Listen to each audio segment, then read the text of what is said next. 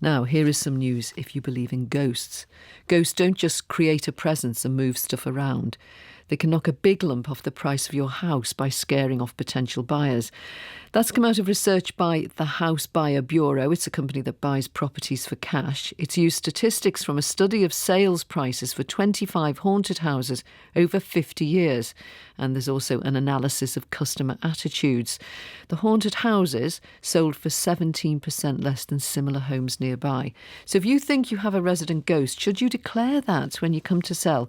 Beth Rudolph knows about property. She's from the Conveyancing Association, and Yvette Fielding knows about ghosts.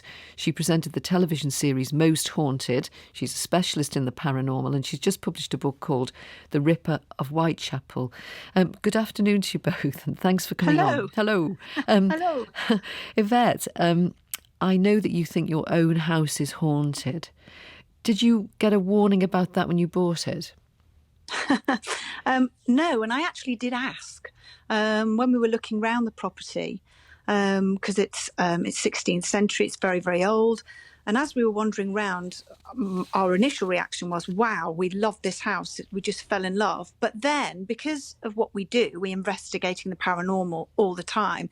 I didn't want a busman's holiday. So I thought, I don't want to live in a haunted house. And so I asked the couple, I said, is it haunted? Has anybody died in here? And they blatantly said no. Oh, come on. If it was, what did you say, 16th century? Loads of people must have died there, mustn't they? Exactly. I know. But I was just that was the first thing that came out of my mouth.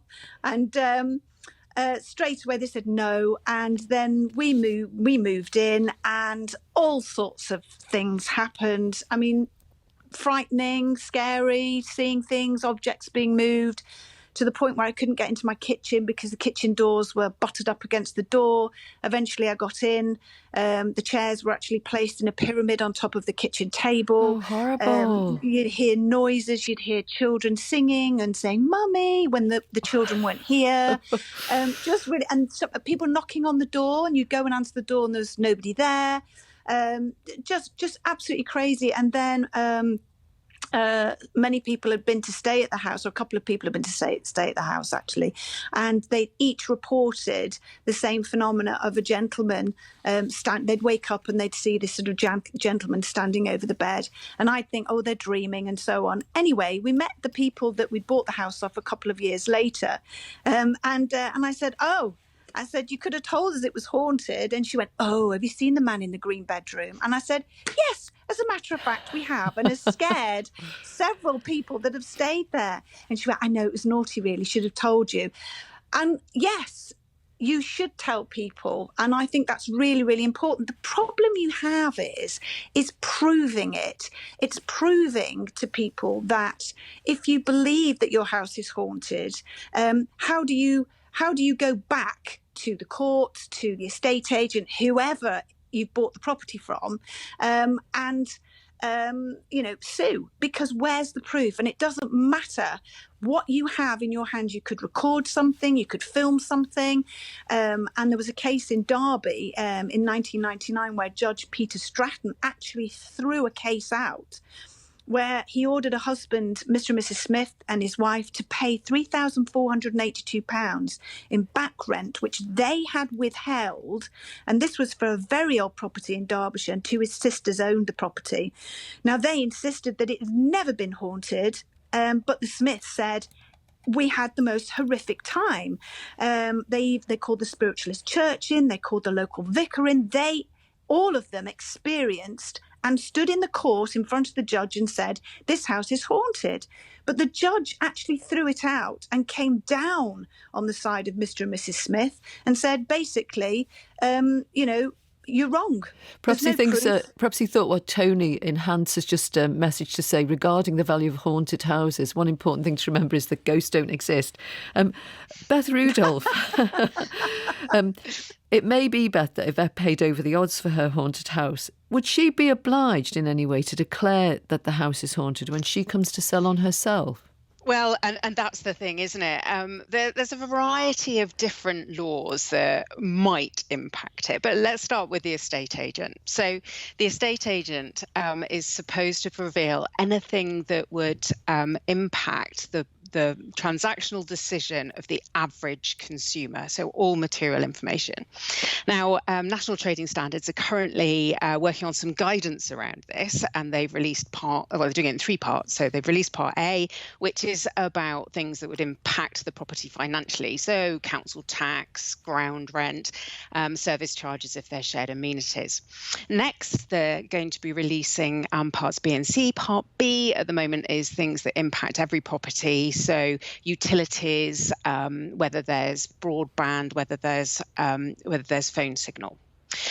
Also whether there's parking.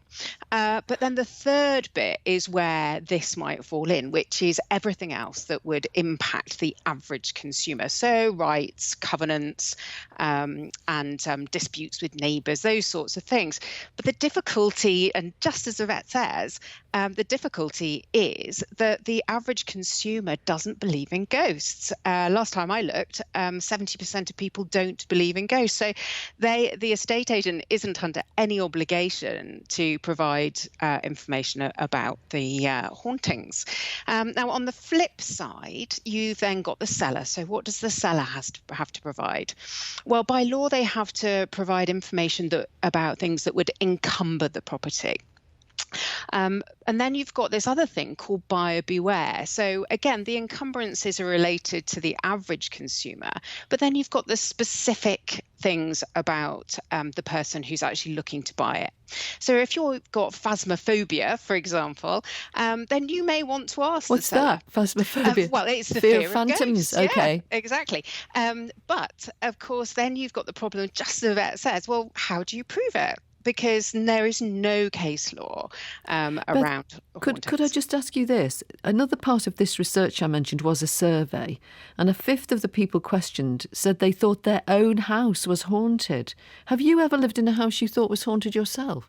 Oh, well, and this is where psychology comes in, and group psychology. So, yes, I convinced myself that a building that I lived in, 17th century pub, was haunted, and that the ghost of a train guard would sit in front of a fire between my bedroom and my brother's bedroom, which had a false wall in between. Oh, horrible. And he was absolutely lovely. The house felt great.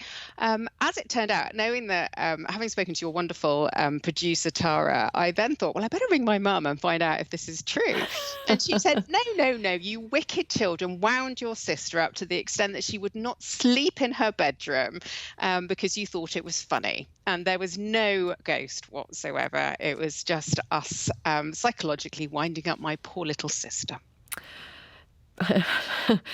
Yvette, what are you going to do when you come to sell?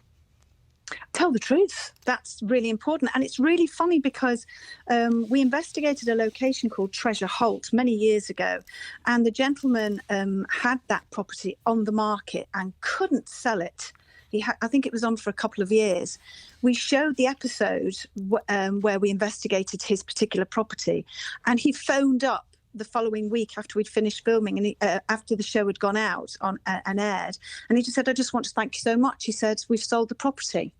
So also on the other side of the scale, tipping the scales, there's a huge, massive interest in the world of the paranormal and haunted locations. I mean, myself and my husband Carl, we're always looking to see if we can find haunted locations to purchase, because we want to investigate them, put the cameras in there. Okay, if anyone's listening, they've got a really spooky house to sell, they'll know where to come. We'll have to leave it there. Yvette Fielding and Ben Rudolph, thanks both so much. Thank you.